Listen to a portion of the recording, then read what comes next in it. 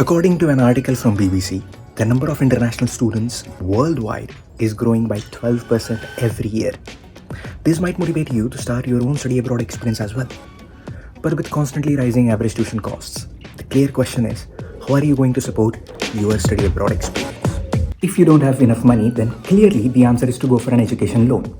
In fact, according to Forbes, around 43 million people have found this answer just in the US alone. Seems pretty straightforward, right?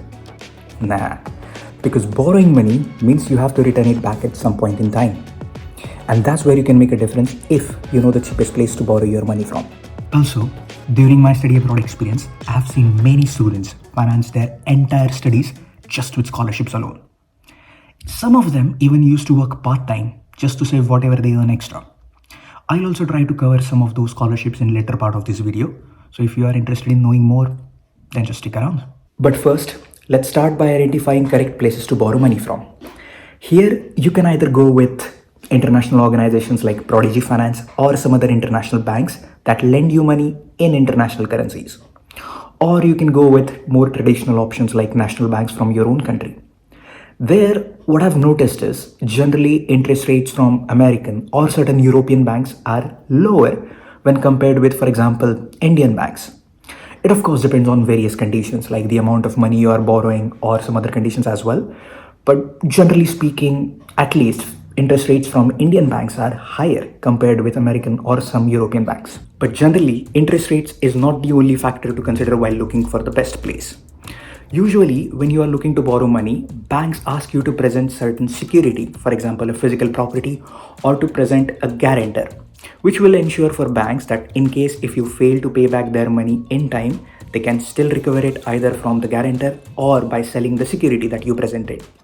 In certain extreme cases, bank asks you to present even more money than what you are looking to borrow from, which doesn't make any sense. In case if you don't have enough security to present nor a guarantor, then you can go for organizations like Prodigy Finance, which offer you education loan with lower interest rate but also without asking for crazy security demands. The only condition there is you have to get into universities or schools listed by Prodigy Finance to become eligible for a loan.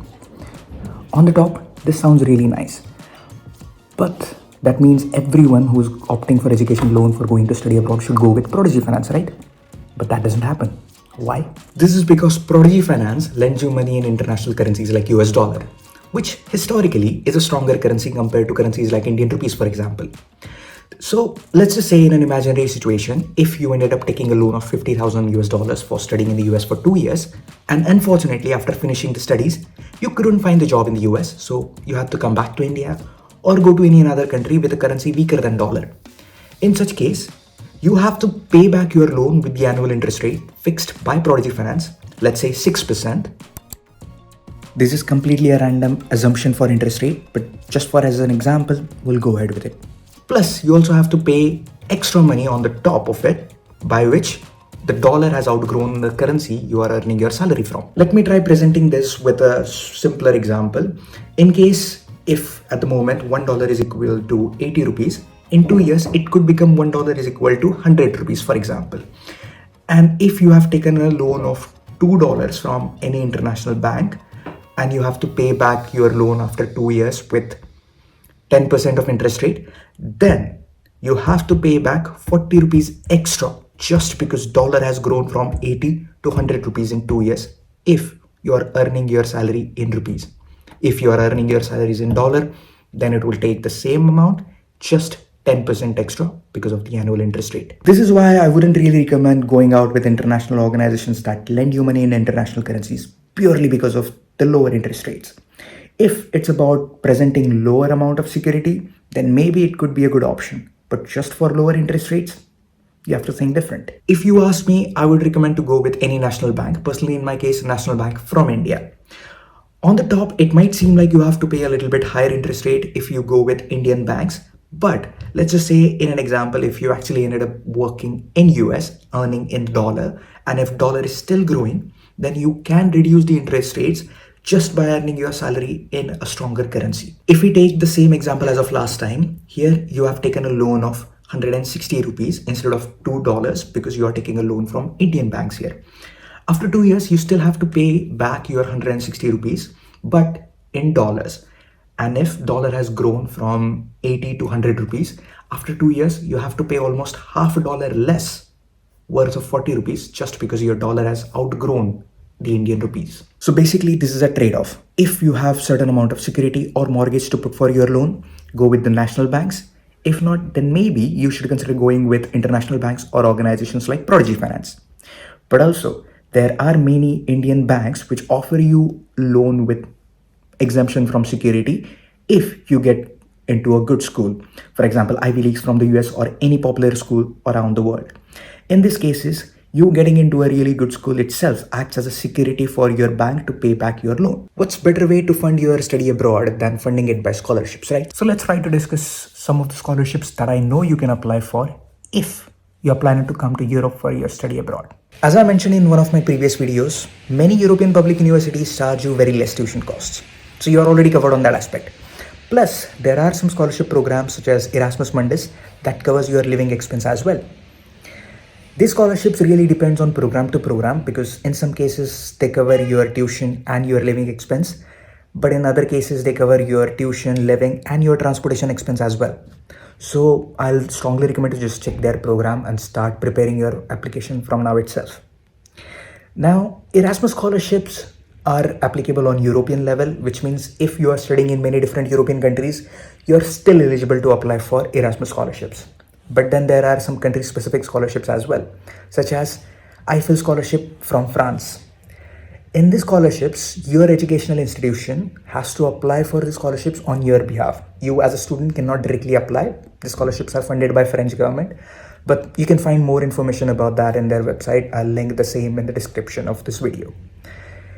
For other country specific scholarships, again, there are many. You can just search it on the Google. I'll show you another random example about scholarship that is offered by Flanders government from Belgium, just here.